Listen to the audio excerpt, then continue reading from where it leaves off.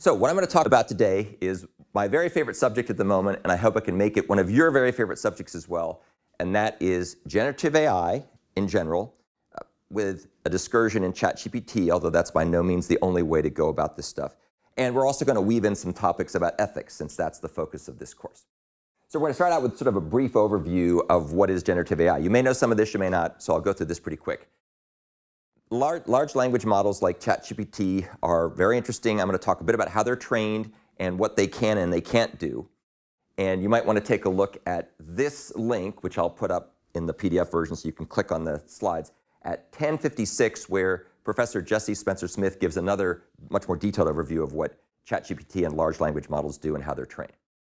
So about a year ago, ironically, it's hard to believe it was only not even 12 months ago, ChatGPT escaped from the lab. So November 30th, 2022 is when ChatGPT was released to the public at large. And as you probably know, unless you've been frozen in carbonite like Han Solo, ChatGPT is a generative AI large language model, or LLM, that can be used to synthesize new and seemingly, and often real, original content in a conversational manner. And this has been the subject of research for quite a long time. This didn't just appear out of nowhere.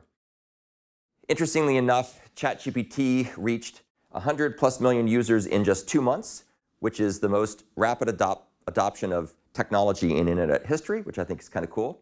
You will also see lots of articles. I just read one today that was forwarded to me by Professor White about how people are fed up with this overhyped technology and it's going to fall off the end of the earth almost any day now, and people will go back to doing things with pencil and paper and so on.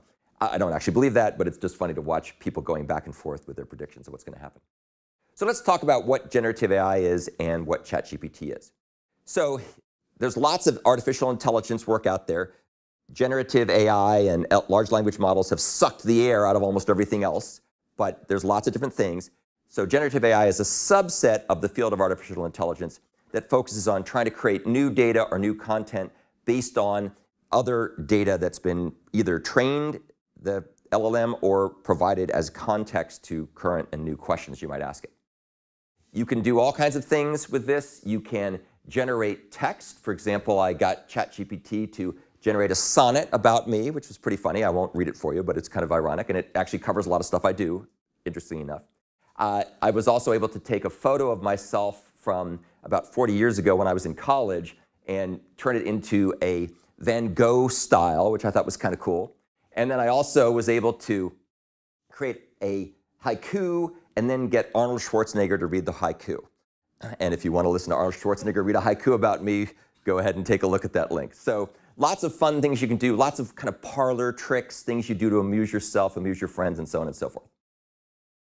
The key thing that generative AI can do, though, that's most relevant for our purposes, is it can create original content rather than just analyzing and summarizing existing content.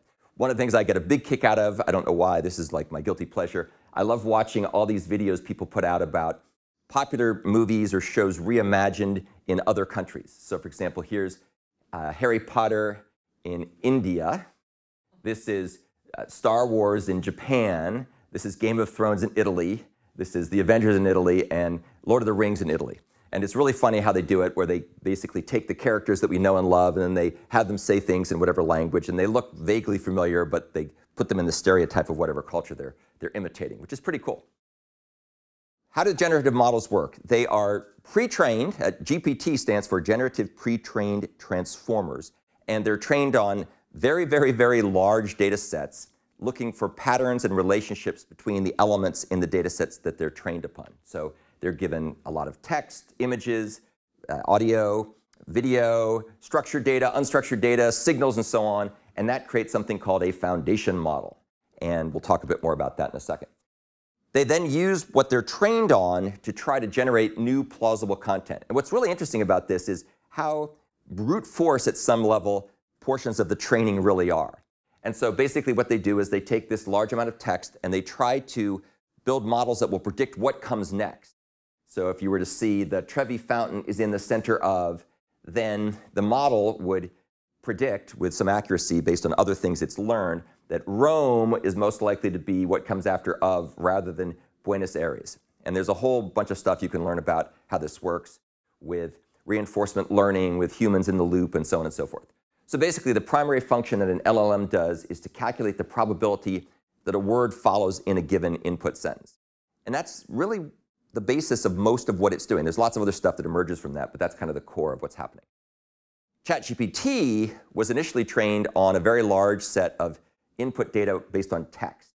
And if you take a look, this is the early version. The data set size had nearly 500 billion gigabytes. It had quite a number of other things, and that's what allows it to sound, that plus other things allows it to sound sort of like humans, how humans would respond.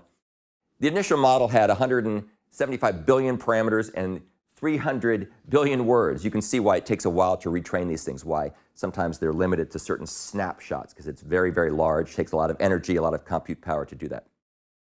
I used to think I had some kind of superpower because I was able to watch TV shows and movies, and I could often predict with high accuracy the next thing that was going to be said on the screen. I thought, wow, I'm like this amazing, I have ESP. And I realized I really was no more than just a large language model that had been trained by watching TV shows and movies where we say very predictable things over and over again. So it kind of just shows we tend to learn and talk in cliches, which these models leverage in some ways. The more parameters you have, the more you can make complex connections between words and concepts. So for example, ChatGPT 3, which is what was originally released, or 3.5, had 175 billion tokens or words. And then ChatGPT 4 is estimated to have more like 1 trillion, which is why when you use it, if you're willing to pay the extra money to get the ChatGPT Plus subscription, you often, not always, but often get much more accurate results, which is pretty cool. Now, there's all kinds of cool applications of generative AI. We have content generation. You can use it as a conversational assistant. You can use it for programming, which is something I do a lot of. You can use it for drug discovery, all kinds of interesting different applications. And while this is very promising and very exciting, and I'm super excited about it, there's also reason for concern having to do with the authenticity of what's generated. Is it real? Is it Memorex? Is it a human? Is it generated by AI? Potential for misuse, lots of opportunities for misuse, particularly in terms of deep fakes and various types of voice phishing, or vishing as it's called, ways to sneak around and trick people into doing things they would otherwise not do. And of course, something that should all be of concern to us as students and professors, the impact on human creativity and jobs. So we're going to talk a lot about those things as we go through the rest of the discussion. But that's just kind of the overview, talking about how we're going to, this is basically an overview of generative AI and ChatGPT. We'll go into other topics shortly.